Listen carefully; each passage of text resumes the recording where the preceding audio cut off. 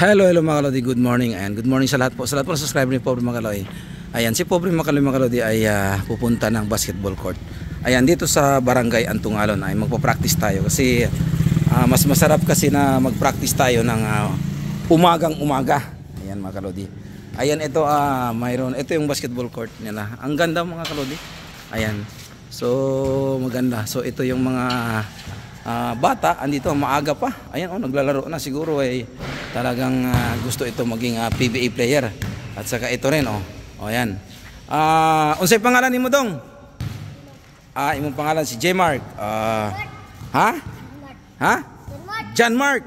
John Mark. Ikaw dong, unsay ngalan nimo dong? Lemark. Lemark. Taga asa man ka? Diri lang, taga Barangay Antungalon. Ikaw pod? Taga diri lang, Barangay Antungalon. Igsuon mong duha. Mao ba? Sige.